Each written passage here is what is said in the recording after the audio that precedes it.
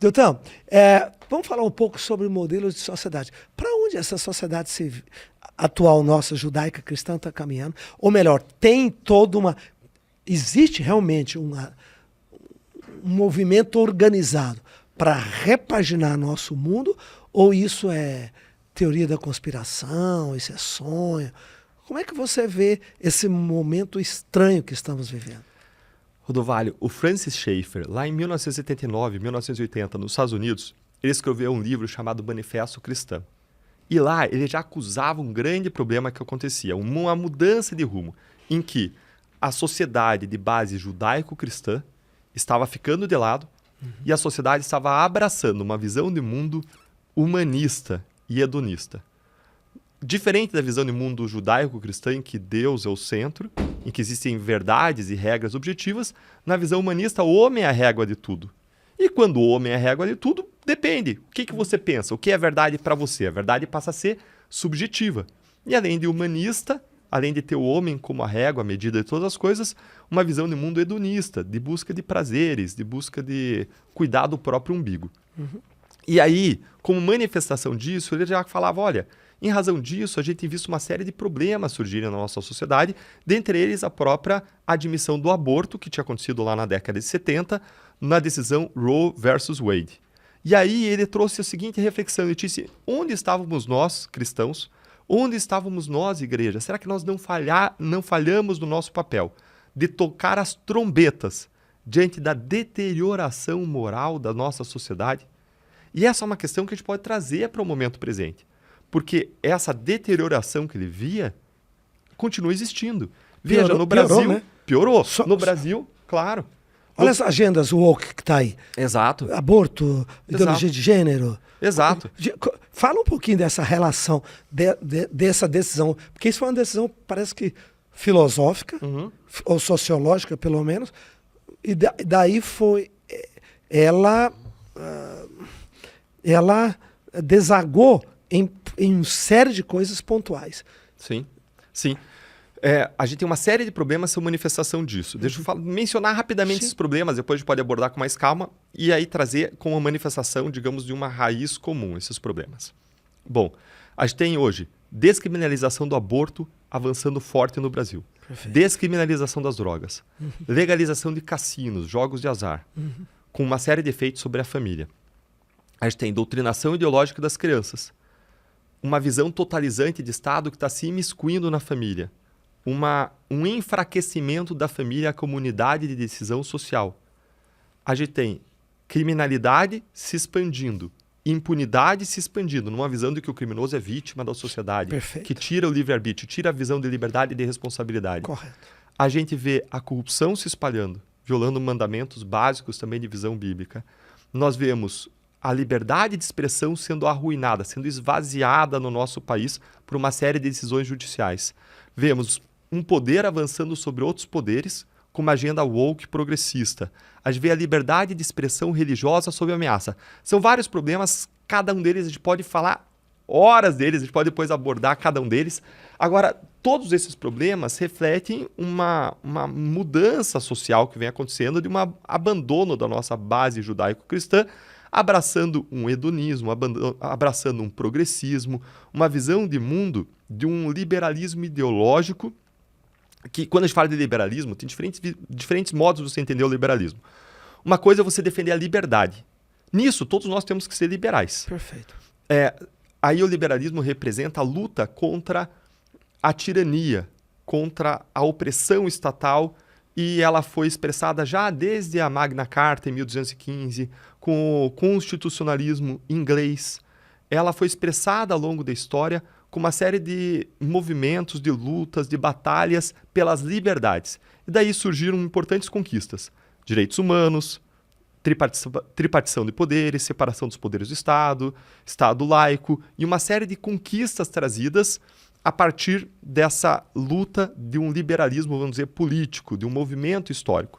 Agora tem outro sentido de liberalismo, que é o liberalismo teórico, o liberalismo que vê o indivíduo como a unidade básica da sociedade, que ele é atomista, que ele fragmenta a sociedade e coloca o centro em cima do indivíduo. E aqui a gente tem duas vertentes.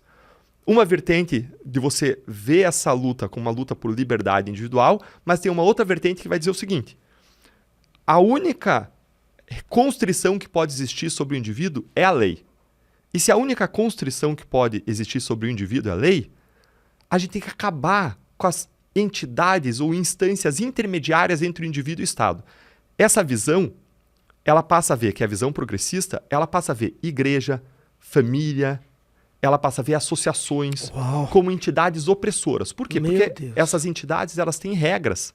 Regras sociais, regras de convivência. Você nasce numa família... Que altera o comportamento. Que altera o comportamento, que influenciam. Perfeito. E aí, essa visão progressista, com o objetivo de libertar o indivíduo de todas as amarras, quer destruir essas instâncias intermediárias. Afinal de contas, a única construção sobre o comportamento deve ser a lei. A liberdade deve ser assegurada ao máximo. E essas instâncias, elas moldam o comportamento e não são lei. A única entidade legítima para limitar o comportamento, para moldar, seria o Estado por meio do Congresso Nacional. Então, essa visão ela busca enfraquecer as instâncias intermediárias e isso gera uma anomia, uma falta de regras. E aí, os comportamentos passam a se desviar. E as pessoas passam a não ter freios, porque você gera uma falta de regramento social das regras que vêm da família, da sociedade, da igreja. E valores interiores. Exatamente, você gera uma anomia. E aí qual é a solução que eles dão? Dar superpoderes para o Estado. Um Estado hipertrofiado, que aí vai entrar na família, que aí vai entrar na igreja, aí vai entrar na escola, vai ter doutrinação ideológica e passa a entrar nas várias esferas do indivíduo. Quando, na verdade, todo o movimento liberal queria justamente o contrário, que era limitar o poder do Estado.